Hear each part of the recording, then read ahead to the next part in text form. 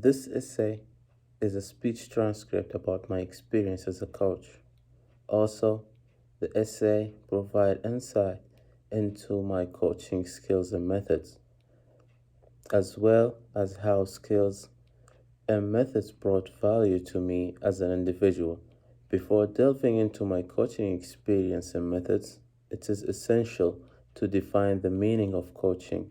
To start with, a universal definition of coaching does not exist, but for this speech transcript, coaching is viewed as a collaborative, solution focused, and result oriented process that facilitates personal and group development. The focus of coaching is to help people utilize their potential to achieve valuable results. Now, to my experience level, my first taste of coaching started when I managed the junior under 16 basketball team in my neighborhood. At the time I took over, the team was experiencing a worrying slump of form because of lack of belief and resilience. In sport, winning is as much a physical battle as it is a mental activity. The team had individual talents, but because the players were young and inexperienced, they were going through mental fatigue that results in poor form. In sport, the job of a coach is not just to physically prepare teams for games, but also to ensure proper mental preparation for the games and challenges ahead. This means coaching involving providing the psychological boost and attitudinal shift required for success. To improve the mental and motivational levels of my team, it is essential to implement the right coaching style. Coaching styles allow coaches to determine the right approach, motivational style, and routine best suited to their teams. For my junior basketball team, I decided to implement a mix of authoritative and supportive coaching style to bring out the best from my team. The authoritative style, also called the controlling climate coaching style, allowed me to make decisions I deem beneficiary to the team. The supportive coaching style, also known as the autonomy supportive style, is a complementary coaching style that takes the welfare decisions and opinions of each players into consideration. In other words, the complementary style allowed me to understand the strengths and weakness of every player, both physically and mentally. For coaches to motivate their players, especially during a run of a poor form, it is important to understand the limitations of players. The poorer understanding of those players tends to serve as the building block that inform every other coaching decisions. For example, I noticed that the hairdryer treatment negatively affect the confidence of some of the players, especially when it comes just after they have played poorly in games. Thus, to motivate such players, I outline their shortcomings in private. By doing this, I protected their self-esteem and made them feel safe with me. It is important to protect and manage personalities in the squad. Therefore, the aforementioned controlling climate coaching style allowed me to stamp my authority on the team. That is, the style helped me to make it clear to every member of the team that the team is bigger than than any individual. This idea was crucial to putting the ego and character of every player in check. I had to teach them how to take one for the team, even if it came at their cost, considering the talented players and the team. It is suggested I had my coaching work cut in teaching them the science and art of winning through mental resilience and teamwork. Therefore, the coaching style gave me the perfect blend of technique to get every member up to speed physically and mentally. Still, on the motivational talk, one way I motivated the players is by setting small, achievable goals for every player. Setting goals is quite fitting for the profile of the team. Young and experienced and vibrant team, albeit struggling to make things work. With the small goals, every player had the chance to work individually on their strengths, improve their weakness individually, as well as collaborate collectively with other team's members. Also, because of the small size of the goal, it was relatively easily to achieve. The latter point is relevant because of the age, under 16, of the team. If the goals are too big and complicated, it becomes difficult for the players to firstly understand and secondly execute them.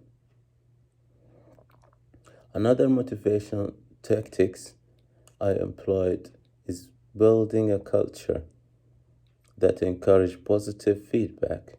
Every player needs to know that the coach is available to cater to them.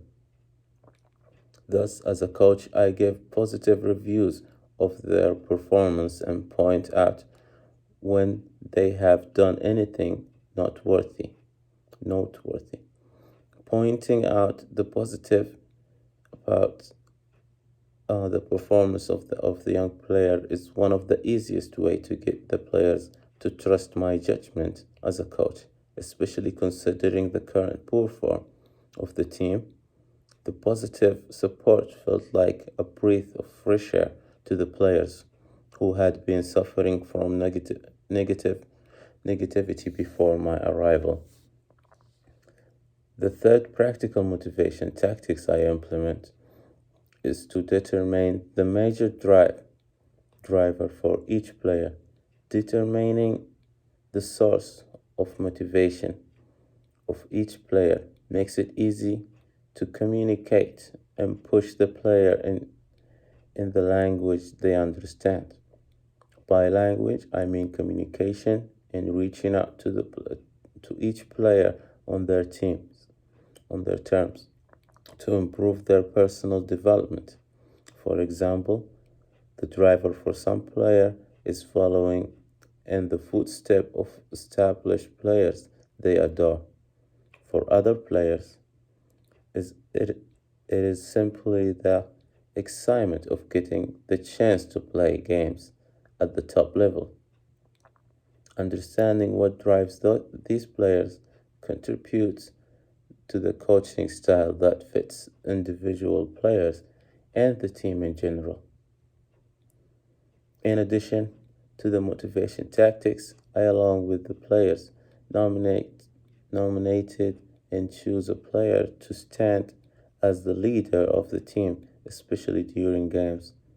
Although the players are young, it is important to initial leadership qualities in them to guide them during games.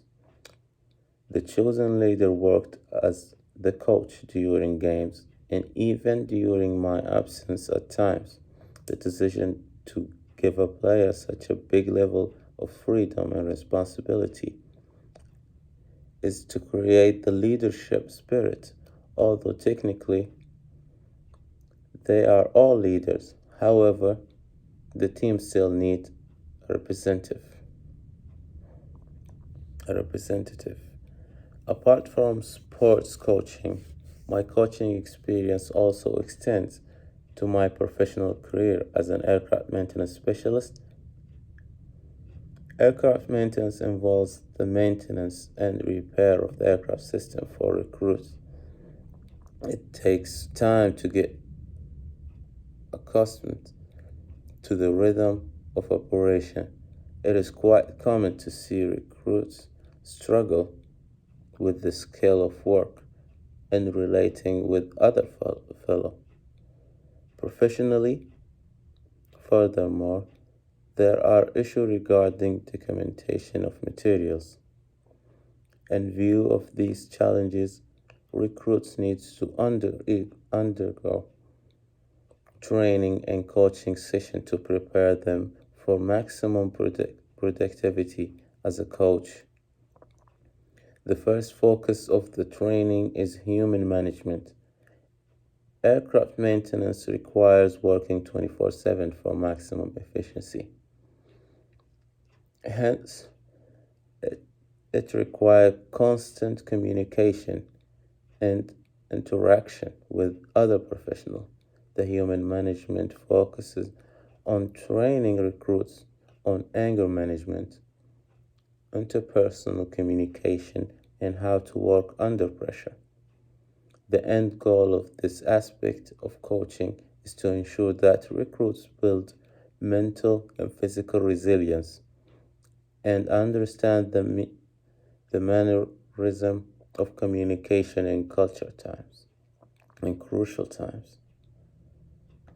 Further, the coaching training provides insight on how to manage components. The aircraft maintenance department deals with supply, documentation, repair, and maintenance of aircraft parts, raw materials, and consumables. The department requires constant checking of materials as well as poor maintenance and in line with quality assurance. In view of this, the essence of the coaching is to educate the recruits on the step-by-step process and the important detail that should not be left out. Aircraft maintenance requires dedication and thoroughness, as the life of people depend on it. Therefore, every single important detail must be explained in greater detail to the recruits. This is exactly what the coaching training,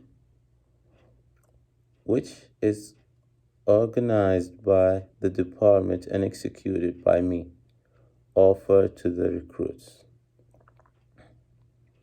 Additionally, coaching also provides education about tools management.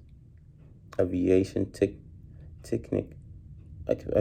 technicians constantly works with plenty of tools and equipment in the department. Every tool and toolbox used as a properly documented for monitoring purpose, safety, and precautions reasons. Typically, new interns find tool management a bit challenging because of the scale of the work and the large number of equipment that need to be tracked and documented.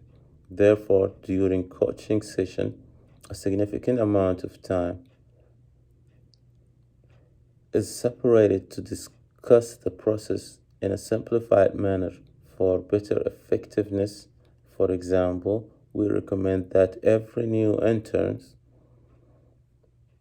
creates a personal checklist which will allow them to monitor every tool they use or have used. Coaching is a collaboration between a coach and coachee to facilitate the coachee's personal development. In the formal setting, professional development can be facilitated through supervision In my role as an aircraft maintenance specialist, a big part of the job involves coordinating and supervising pieces of training aimed at unlocking the potential of new interns. The pieces of training were developed to maximize the talent of every individual, which will subsequently help them maximize their performance. In addition, some section of the training session focus on helping new interns familiarize with the mode of operation of the department and the aviation industry in general.